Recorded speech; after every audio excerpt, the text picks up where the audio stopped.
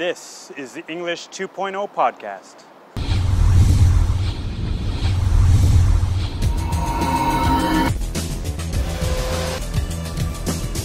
Communicate globally.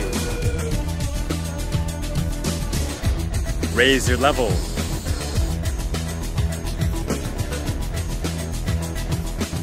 Speak English naturally.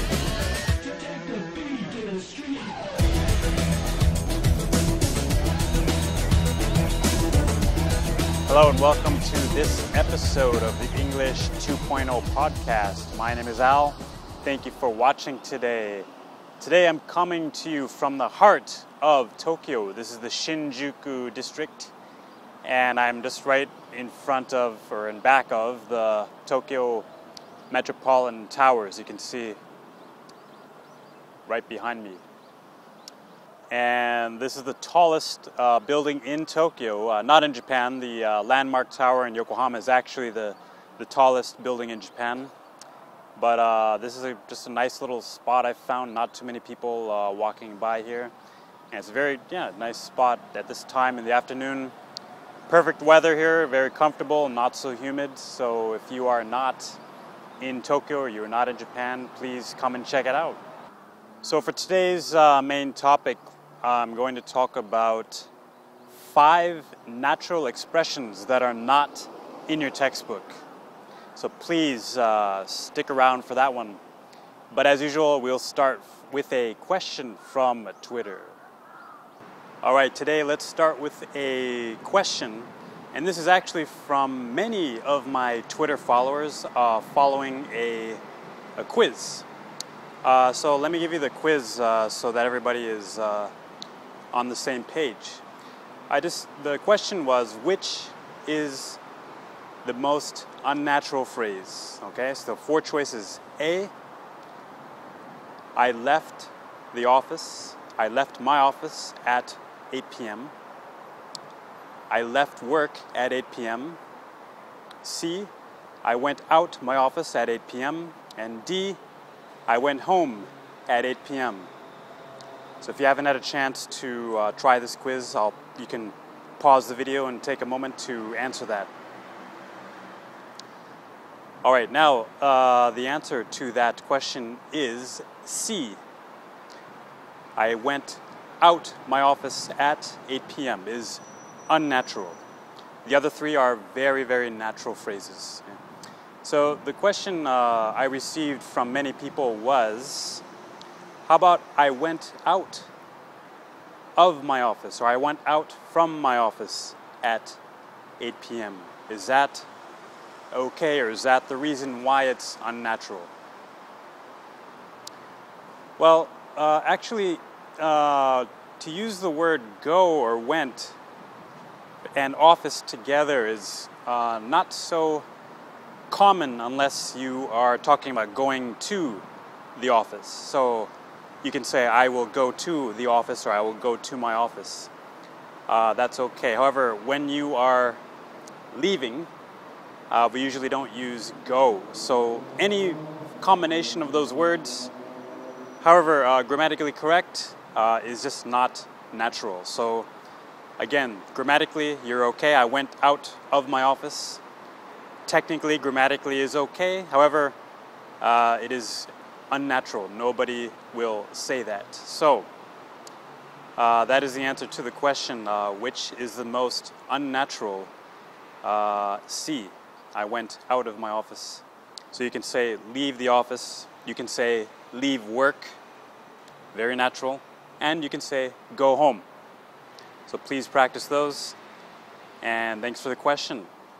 If you have a question you'd like to ask, please feel free to tweet me at alsensei, or send me an email at ask@alsensei.com, and I'd be happy to answer that for you. Alright, today we're going to talk about 5 natural expressions that are not in your textbook. Alright, so I've been teaching English in Japan for over 10 years now, and these 5 expressions or sentence patterns have not been in any of the textbooks that I've used. Maybe once, maybe twice, but usually I have not seen these in the textbook. And these are natural expressions, natural patterns that native speakers use regularly. So that's why I wanted to highlight these 5 in particular today. Add them to your toolbox of English phrases and expressions that you can use to communicate today. You can use these right away. So let's go ahead with number 1. Okay, the number 1 expression that is not usually in your textbook is I'm about to. So what does that mean? I'm about to means a future action that you're going to take or you're going to do, and you say I'm about to just before you do that action. Okay, so for example, maybe soon after recording this video, I'm going to teach a lesson or go to a class. So I'll say, oh, I'm about to go to a class. Okay? Or I'm about to teach a lesson. So that means soon after this, I'm going to go do that. Okay, so it's a future activity. Soon you will do after. I'm about to. Okay. Now, for example, you can also use it in the past. I was about to. Okay, so for example, if, for example, you started to prepare to do something and perhaps you were interrupted by something else or someone else, you can then say, oh, sorry, I was about to go to my class before you interrupted me or before that event happened. Okay? So I was about to. Okay, let's do another example. I was about to take a shower before my friend called me. Okay, so because the phone rang, I had to answer it and I couldn't go into the shower. I couldn't take the shower. So I was about to do that. Okay, so I was about to, I'm about to. Very useful, very common, very natural expression. I've never seen that in any of my English textbooks. So that's number 1. All right, number 2 is I'm thinking about ing. Okay, so perhaps you have this activity or something that you want to do, or you have this idea that you might do it in the future. Okay, so you're thinking about it. Okay, you're not sure. Okay, it's 50-50 or 70-30. You don't know exactly. So in that case, you can say, I'm thinking about ing. Okay, so that's the format. So for example, this weekend, I'm thinking about playing golf. Okay, but maybe the weather forecast says it might rain, so that's why I'm still thinking about it. Okay, or I'm thinking about taking a vacation to Paris. Okay, so maybe you haven't completely decided because it's very expensive or some other reason. Okay, so maybe the weather is not good at this time of the year. Whatever reason you have, you're still not sure yet. So in that case, I'm thinking about ing. Also in this case, you can use it as a past form. I was thinking about. Okay? Now if you use a past form, I was thinking about, that means maybe you cut or you stopped that idea because of something else. Okay? So for example, I was thinking about playing golf last weekend, but my friend invited me to a party, so I went to that instead. Okay, that's just an example. So please remember, I'm thinking about ing or I was thinking about ing. Very, very useful, common expressions. Again, I haven't seen that one in a textbook. All right, number 3 on today's list of natural expressions that are not in your textbook is I am supposed to action. Okay, so for example, I'm supposed to meet my client today at 2 p.m. Okay, so I'm supposed to means that you are expected to do this activity, this action. Perhaps you have a plan and other people are expecting you to do this, or it's maybe a duty that you're expected to do. So in that case, often in very natural English we say, I'm supposed to. Okay, so like I use the example, I'm supposed to meet my client today, or I'm supposed to complete my report by the end of the day. Okay, maybe my boss is expecting that from me. Okay, so you can use that, I'm supposed to. Also, again, in this case, you can use the past form, I was supposed to. Okay, so maybe a plan that you had that was changed. Okay, for example, I was supposed to clean my apartment today, but I played golf instead. So that's maybe often the case with me. Anyway, you can use I'm supposed to or I was supposed to. I've seen that one maybe once in a textbook, but not often. All right, the fourth expression I wanted to talk about today is I was wondering if. Okay, now this is a very, very spoken expression. Usually you use it when you have a request. You want to ask someone to do something for you or help you. Okay? So it's a very common combination with I was wondering if you could blah blah blah help me. So actually this phrase, this expression pops up occasionally in some textbooks, but it's not usually taught as a common expression. It's just kind of mixed in with other requests. So I wanted to highlight this one because if you really, really listen to native speakers, you will hear this phrase very, very often. It's very common. So just make a simple request. For example, I was wondering if you could drive me to the airport. Okay. I was wondering if you could lend me 10,000 yen. Okay. I was wondering if you could tell me how to get to the nearest station. So any request you have, that's a very natural and polite way to ask it. All right, the fifth and final expression that is not in your textbook is I feel like ing. Okay, so for example, I feel like eating Mexican food tonight. I feel like ing just describes something that you want to do. So in my example, I feel like eating Mexican food tonight. That's what I want to do tonight. So it's usually something that, it's kind of just a spontaneous thought. Spontaneous means at that moment. I didn't really plan it or think about it so much. So it's kind of a light feeling. So something that just comes to you and you just, express it very quickly. So, I feel like going swimming today. Okay, or I feel like listening to jazz music.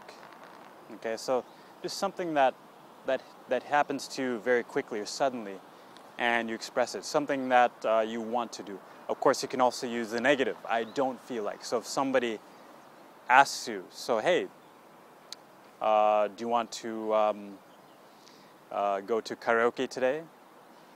You say, I don't feel like singing today. Okay, so you can use it as a negative as well. I don't feel like ing. So I feel like ing, I don't feel like ing, both very, very common expressions, and I don't ever remember seeing that in any textbook that I've taught, but it's so, so common. Please use that expression as well as the other four. So to recap, the five natural expressions, that are not usually in your textbook are: number one, I'm about to. Number two, I'm thinking about ing. Number three, I'm supposed to. Number four, I was wondering if. And number five, I feel like ing. Okay, so if you have seen these in any of your textbooks, please let me know. I would love to hear which textbooks those are in so I can recommend those, because those are very natural expressions and I would like to know if you have found those. But wherever you are around the world, if you have learned that in any of your classes or textbooks, please let me know. Send me an email at ask@alsensei.com. I would love to hear from you. All right, in today's pronunciation point, we're going to talk about the difference between secretary and security. Okay? Again, secretary, so someone who does office work for someone, probably a personal assistant, or security, so someone who protects a building or a place or even a person, okay? Like a security guard. Okay, and so yeah, these are two words that often, when I hear students in my classes use them, sometimes it's hard for me to hear the difference in their pronunciation. Of course, from the story or the context, I can understand the meaning, but I would just like to, make it even more clear what you're saying. So let's talk about the differences between those two. All right, let's basically the main difference is the stress of the word. Okay, because actually they're quite different words. So if you just change the stress, you'll be able to master those quickly. So with secretary, the stress or the emphasis will happen on the first syllable. Okay, so please listen. Secretary. Secretary. Okay, please try. Secretary.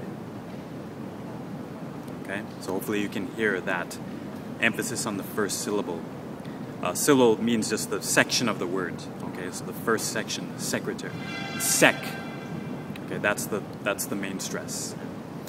Now let's talk about security. Okay, so as you can hear, hopefully, the stress now is on the second syllable, the cure part. Okay, the cure. So security. Security. Okay. All right, please try. Security. Okay, let's try it together now. Secretary. Security. Okay, great, nice job. Now let's make some example sentences. So, I had a lot of work to do, so I gave some work to my secretary. All right, one more time. I had a lot of work to do, so I gave some of that work to my secretary. Okay, good. Let's do another sentence. Oh, look, there's a security guard. Oh, look, there's a security guard. All right, so actually that's true. There's a lot of security guards walking around here. Anyway, so that's the difference between secretary and security. So please practice that. Basically, just a difference in the stress of the word. Once you get that down, yeah, you'll be great, and no problems understanding what you mean. So keep practicing, and good luck. So that is all the time we have for today. Thank you so much for watching as usual. And if you are interested in getting more tips and resources to help you with your English learning, please check out my website, alsensei.com. And if you sign up for my newsletter, I'll send you those updates regularly. Also, when you sign up to the newsletter, you will get access to the free pronunciation video, and that'll help you if you're having trouble, especially with your R and L pronunciation. So please sign up for that. And I look forward to communicating with you through that method as well. So again, if you have any general questions, please send them to me, ask@alsensei.com. I'd love to hear from you. Follow me on Twitter, @alsensei, for English tips and advice every single day. So once again, thank you for watching, and we will see you next time. 3